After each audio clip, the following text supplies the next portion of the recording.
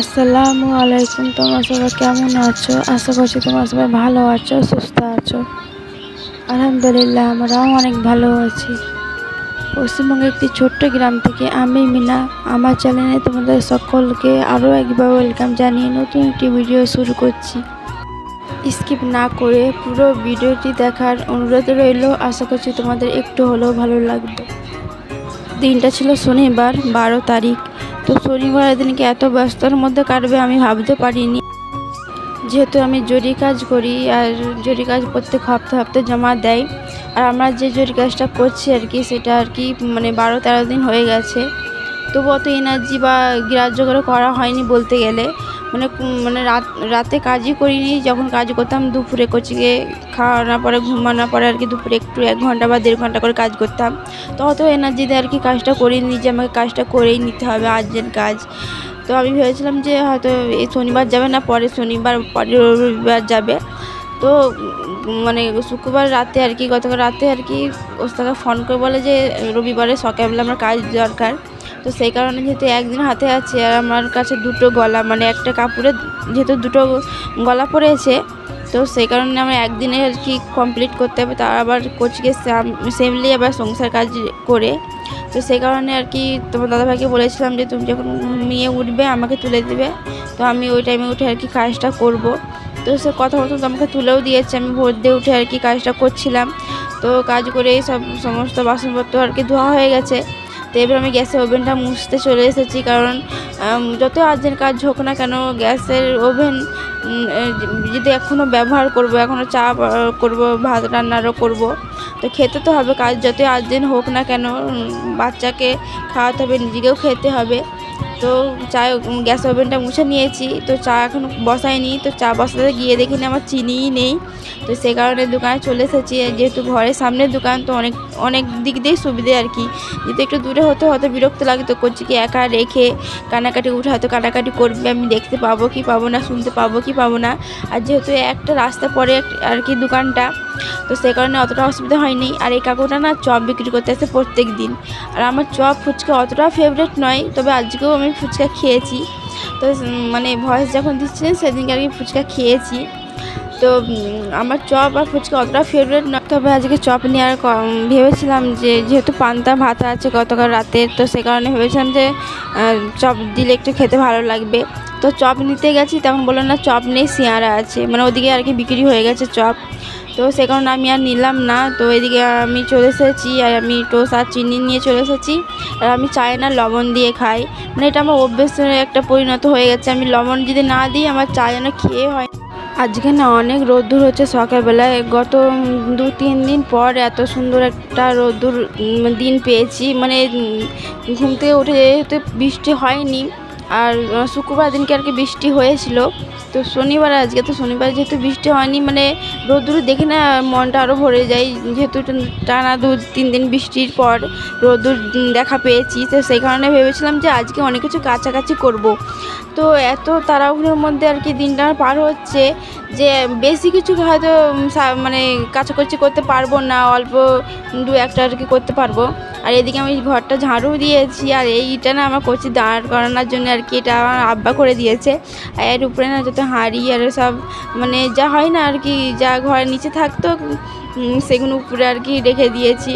তো এদিকে আমি ভাতও চড়িয়ে দিয়েছি। আর এদিকে হচ্ছে মানে তোমার দাদাভাই যেহেতু যেখানে বাইরে কাজে যায়, মানে সেখান থেকে আর কি ওই বেদানা আর লেবু এনেছিল আর খেজুর এনেছিল, উনি সকালে খেয়ে গেছে। আর যেহেতু কাজের এত চাপ, মানে এত আর্জেন্ট কাজ, আমি ওইগুলো গছ করারও টাইম পাইনি। তো তার মধ্যে আমার কচিও উঠে পড়ছে, ও ওঠে আমাকে ফোন চাইছে, যেহেতু একটাই ফোন। আর সেই ফোনটা তোমার দাদাভাই নিয়ে গেছে, যে ফোনটা একটু মানে ও ঘাঁটতো আর কি। যখন তোমার দাদাভাই গ্রামে আশেপাশে কাজ করতো তখন ফোন নিয়ে যায় না, তো তখন ওই ফোনটা বাড়িতে রেখে যায়, তখন ওই ফোনে নেট কানেক্ট করে কি ফোন আমি চালিয়ে দিই আর কি। তো ওকে ফোন দিয়ে আমি একটু জরুরি কাজ করছিলাম। আর এদিকে রান্না করতে চলে এসেছি। আর এই গলাটা না ফিনিশ হয়ে গেছে, যেটা মানে ভোর দিয়ে উঠে কাজ করছিলাম। এটা হচ্ছে আমার মাসি একটা সম্পর্কে হয়, তো সে কি আমার বাড়িতে এসেছিলো। তো ভাবলো যে তুমি একটু রান্নাটা করে এলাম, আমি সামান্য মানে অল্প একটু আঠা আর কি অর্ধেক করে দিয়েছি, আর ও এসে একটু অর্ধেক করছে। তো এই গলাটা পুরো কমপ্লিট হয়ে গেছে, এইটা পুরো বাকি আছে। তো এর মধ্যে আমি রান্না করছি, আর এখন বাজে দুপুর 12টা। এদিকে কলে পানিও চলে এসেছে জানো তো, মানে এদিকে আমি কলে পানি ভরছি, এদিকে আমি রান্না করছি। আর আমি ভাত রান্না হয়ে গেছে। আমি ভেবেছিলাম ডিম আলু রান্না করব, ডিমকে সিদ্ধ করে আলু দিয়ে রান্না করব। তো ডিমকে সিদ্ধ করে আলু দিয়ে রান্না করব ভেবেছিলাম আজকে, তবে ভাত রান্না হয়ে গেছে, আমি ডিম দিতেই ভুলে গেছি। যে ভাতের সঙ্গে ডিম দিয়ে সিদ্ধ করে আলু দিয়ে আর কি রান্না করব। আর আমি যখন রান্না করতে আসি তরকারিটা, তখন ভাবলাম ডিমই তো আমি সিদ্ধ করিনি। তো যেহেতু গ্যাসটা আমার পুরো শেষের পথে, কখন বলতে একা চমকে গ্যাস শেষ হয়ে যাবে, তো সেই জন্য ডিমটাকে ভেজে নিয়ে আর আলুকে সরু করে কেটে আর কি ডিম আলু রান্না করব। এটা একটু অন্যরকম, তবে তাড়াহুড়োর মধ্যে টক করে হয়ে যাবে। তো এদিকে আমি কলে পানিও হচ্ছে, এদিকে রান্নাও হচ্ছে আমার। তো ফ্লাস নিয়ে বোতল নিয়ে যাচ্ছি পানি ভরতে। এদিকে আমি কলসিটাকে বসিয়েও দিয়েছি। আর এদিকে এত পরিমাণে জোর এসেছে, আর কি সুন্দর রোদ্দুর দেখো, মানে টানা 2-3 দিন বৃষ্টি হওয়ার পরে এত সুন্দর একটু রোদ্দুর। খালি এত পরিমাণে পানি পুরো আমাদের ঘরে দেয়ালে ঠেসে আর কি পানিটা চলে আসে। আর বাথরুম যেহেতু ওইদিকে, বাথরুমে যেতে আমাদের প্রচণ্ড পরিমাণে অসুবিধা হয়ে যায়। আর ওখানে ওই ধাপ আছে না নাবার, ওই ধাপের উপরে অবধি পানিটা চলে আসে। তো এদিকে আমার আলু কষানো হয়ে যাওয়ার পরে আমি পানি দিয়ে দিয়েছি। আর পানি দিয়ে দেখলাম যে তেল এত পরিমাণে বেশি দিয়েছি যে তেল ভাসতেছে। তো কিছু করার নেই গো, তাড়াহুড়োর মাঝে রান্না করলে এরকম ভুল ত্রুটি সবেরই হয়ে থাকে, তো আমারও হয়েছে। তো কচিকে খাওয়ানো হয়ে গেছে, আমি গোসল করে চলে এসেছি। তো আমিও ভাত খেয়ে নেব।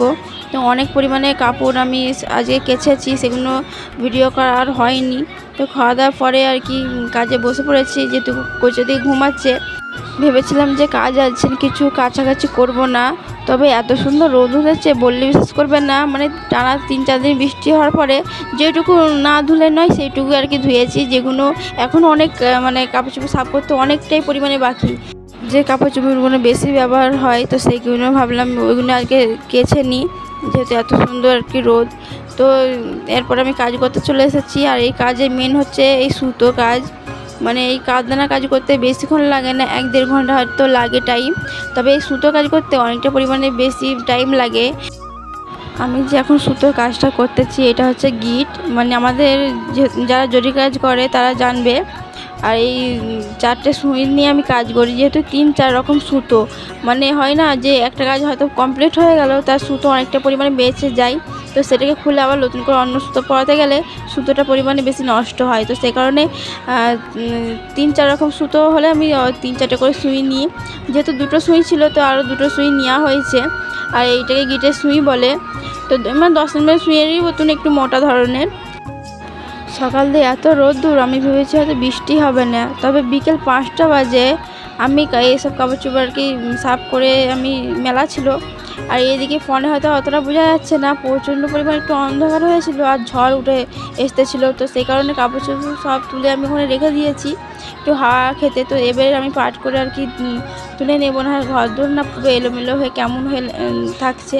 তো সেই কারণে কাজ আমার মানে আর একটু সামান্য করলে হয়তো হয়ে যাবে। তো সেই কারণে ভাবলাম যে কাপড় চোপড় একটু গজ করে নিই।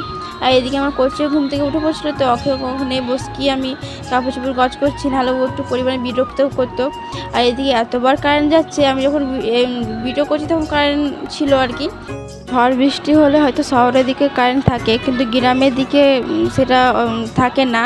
মানে ঝড় বৃষ্টি একটু হাওয়া দেখা দিলে আর কি লাইন চলে যায়। তো এদিকে কোচের সঙ্গে আর কি কথা বলছি, আর এদিকে আমি তার সাথে আমার কাজও করছি। আর আজকে না মানে রান্না করতে করতে আমার গ্যাস শেষ হয়ে গেছে। ওই যে বললাম না যে ডিমটা সেদ্ধ করে রান্না করবো ভেবেছিলাম, আর যেহেতু গ্যাসের রাতে আমি ভেজে রান্নাটা করে নিলাম। তো তরকারি রান্নাটা কমপ্লিট হয়ে যেতে গ্যাসটা আর কি শেষ হয়েছে।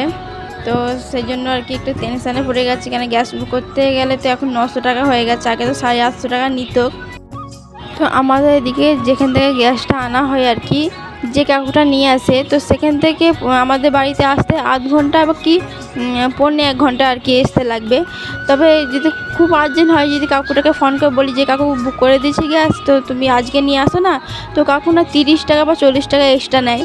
তো ভেবেছি প্রায় আমি ওই মানে 30-40 টাকা এক্সট্রা আমি দিয়ে আমি গ্যাসটা নিই আর কি। আমার যেহেতু উনুন নেই, আর আমাদের জানানোর কুটো আর কি কিনা থাকে না। তো এদিকে তোমাদের সাথে কথা বলতে বলতে আমার বেসন গজ করা হয়ে গেছে। আর এদিকে কাপড় চোপড় সব পাট করে আর কি রেখে দিয়েছি। আমার করছি এখন নিচে বসে আর কি খেলছে। আর রাতে না ফুচকা বিক্রি করতে এসেছিলো, তো আমার অতটা খেতে ভালো লাগে না, তবুও আমি নিয়েছি মানে শখ করে আর কি, মানে ফেভারিট বলা যাবে না, মানে হয়তো আমার মন লেগেছে। প্রত্যেক মানে সপ্তাহে 2 দিন ফুচকা বিক্রি করতে আসে, তো 2 দিনে হয়তো আমি 3-4 সপ্তাহ ছাড়া আমি একবার খেলাম। এদিকে আমার রাতে রান্নাটা হয়ে গেছে। আজকে আলু সেদ্ধ ভাত করেছি আর ডিম ভাজা করেছি। তো খাওয়া দাওয়া কমপ্লিট করার পরে এই কাজ নিয়ে আর কি বসেছি। কাজে একটু চেক করব, যেগুলো পাথর বসেছি আঠা দিয়ে, তো সেগুলো একটু পরিষ্কার করে ভালোভাবে পাট করে আর কি রাখবো। কাজে আমি নাম লিখে দেবো, কারণ এই একই সেম কাজ অনেকজনকেই দিয়েছি আর অনেক মানে 300 পিস আর কি কাজে গলায় এনেছে।